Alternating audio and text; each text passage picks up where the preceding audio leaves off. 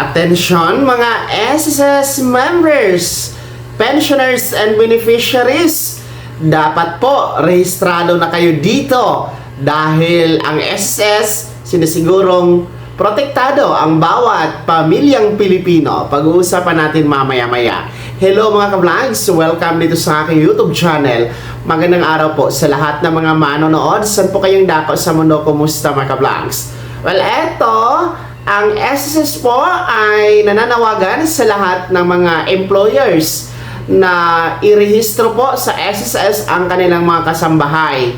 Yes, no? Ang ating po mga kasambahay ay covered po yan o protektado po yan ng SSS.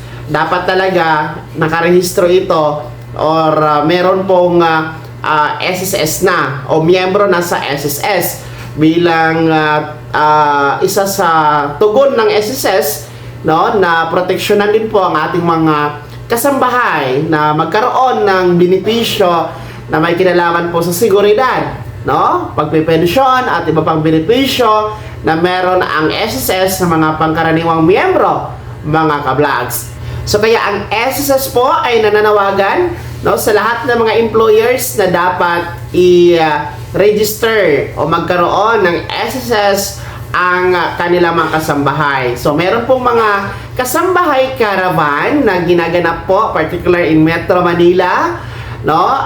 Meron pong mga sinasagawang kasambahay caravan kung saan po pwede nyo pong iparehistro, ipamiyembro sa SSS ang inyong mga kasambahay.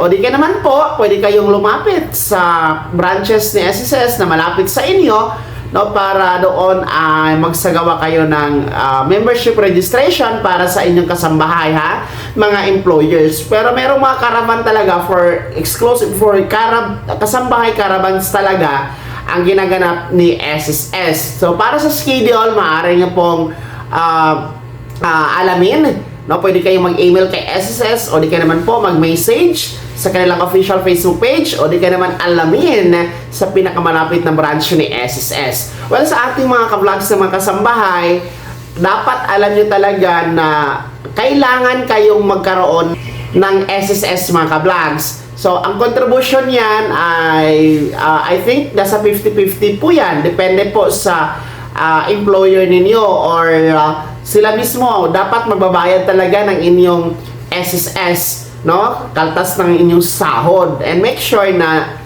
pupunta talaga sa contribution ang kaltas ng inyong sahod, no? Nang sa ganon ay hindi po magkaroon ng problema pagdating ng araw na mag-claim tayo ng benefits, particular po ng pensyon, wala naman palang contribution pero kinakaltasan. Kasi merong mga ganoon na nangyayari, no, yung mga employer natin ay hindi nagre-remit ng contribution, late nagre-remit. So dapat minomonitor nyo yan gamit ang inyong My SSS account. Pwede nyo yung i-monitor mga ka-vlogs. So dapat protektado talaga kayo at miyembro kayo sa SSS, ha, mga kasambahay natin, mga masisipag nating kasambahay. Dapat meron kayong SSS para po magamit nyo po sa araw ng or sa panahon ng emerhensiya ay protektado kayo, mga minamahal nating mga kasambahay. Okay? So once again, sa ating mga employers, kayo ay tinatawagan ng SSS na irehistro o ipamiyembro ang inyong mga kasambahay. Dumalo na po sa iba't ibang schedule para sa kasambahay caravans ngayong buwan ng Abril, no? At pwede din po kayong makipag-ugnayan mismo sa branch ng SSS or sa main office para kayo ay magparehistro sa inyong mga kasambahay. Alalahanin nyo, may penalty po o multa at maaaring maabot po yan sa kaso, no, kung kayo ay hindi nagre-remit ng kontribusyon para sa inyong kasambahay, ha, mga employer. Kaya mga kasambahay, dapat alamin nyo ang inyong karapatan. Kaya naman, ano po yung komento at reaksyon sa balitang ito? Shoutout sa ating mga kasambahay dyan, no? Meron po ba tayong mga viewers na kasambahay? Pag-i-komento naman sa comment section na nasa baba, pakilakip ng mong pangalan at kung taga saan kayo. Kung bago ka pa lang sa aking channel o di ka pa nakasubscribe, i-click nyo muna ang subscribe button na nasa baba. Huwag kalimutan na pindutin ang notification bell, ilagay sa all para una ka sa mga balitang i-upload ko. Maraming salamat. God bless. Mag-ingat mga ka-vlogs.